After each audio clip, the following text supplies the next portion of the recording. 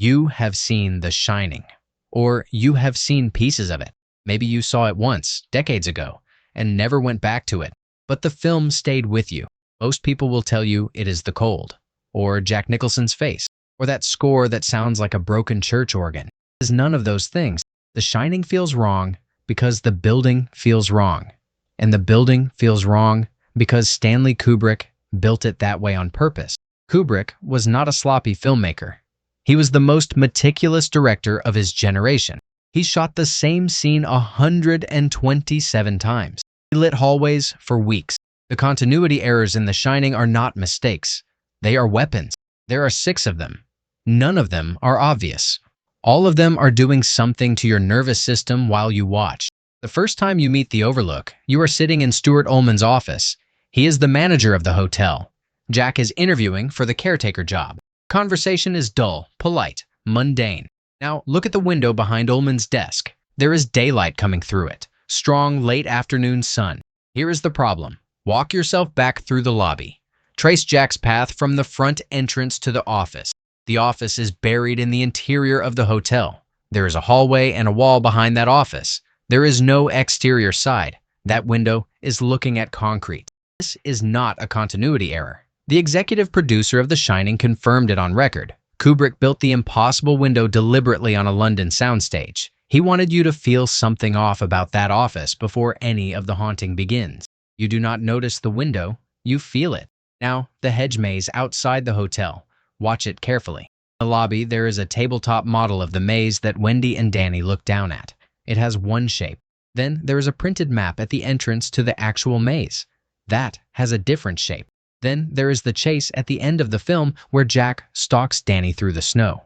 That maze is a third shape. 3 mazes, 3 layouts. None of them match. If you tried to trace the entrance the model shows, you could not find your way in from where the actual hedges stand. The geometry is broken. The maze is not a single object. It is 3 objects pretending to be one. You do not notice you are being lied to about the maze. You feel the maze as something larger and stranger than it should be. Now, Danny on his tricycle, on the 2nd floor. The camera follows him through corridor after corridor. Doorways slide past. Rooms 234, 235, 237. Carpet, walls, more doors. Watch the spacing. The doors on his hallway sit roughly 2 meters apart. Now, imagine the rooms behind them. The Torrance family lives in one of these apartments. A full living room, a kitchen, a bedroom, a bathroom.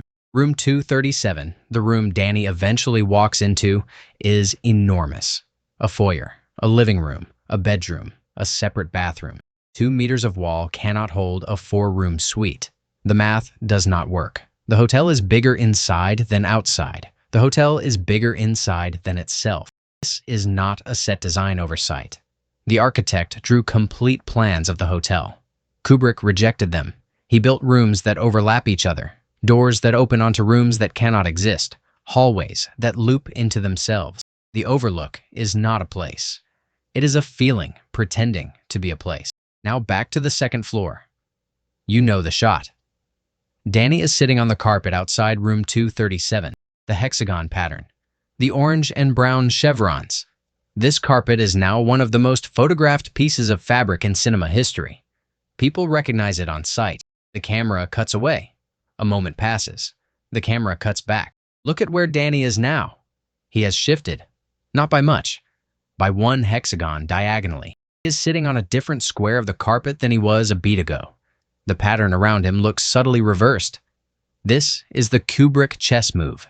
Danny moves between shots like a piece on a board. You will not catch this in real time. Nobody catches it in real time.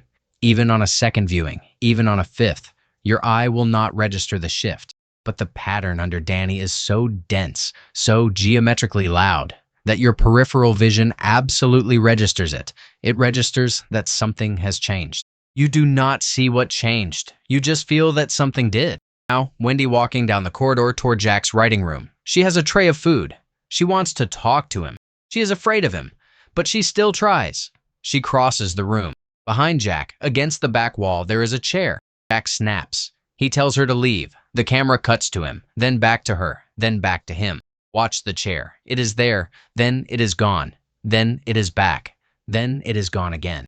across the same conversation, across the same room, across the same minute of screen time. The chair behaves like a thought somebody almost had and then forgot. Gordon Stainforth, the film's assistant editor, confirmed this years later. He said Kubrick deliberately did not want the story to fit together. The chair was never supposed to add up. The chair is not a mistake. The chair is the film telling you the room is no longer obeying the rules. And the typewriter on Jack's desk. The first time we see it, early in the film, it is small and pale. A plain portable. A few scenes later, the same typewriter on the same desk in the same room is bigger and blue. Same writer. Same machine. A different machine. This is the kind of thing that should jump out. It does not. Not until somebody points it out and you go back and check. So why do all of this? Kubrick gave one answer through his collaborators. The executive producer talked about subconscious disorientation. The editor said the story was supposed to refuse to add up. The longer answer is simpler. Most horror films attack you through the eyes. A jump scare, a monster, a scream. Kubrick attacks you under the eyes. He bypasses what you can see and goes straight to the part of you that registers space, geometry, repetition, weight. The part that knows when a room is wrong before you can say why. The lizard brain, the animal under the moviegoer. Every impossible window, every shifting carpet, every chair that will not stay where you put it. These are quiet ways of telling that animal it is not safe. This is why The Shining sits inside you the way it does. You do not remember the doors. You do not remember the windows. You do not remember the carpet shifting under Danny. You remember the feeling. A feeling you cannot name. A feeling you cannot draw on a map. That is the trick. Kubrick made a film about a haunted hotel and never showed you the ghosts. The hotel itself does the haunting. And the hotel haunts you because it cannot exist.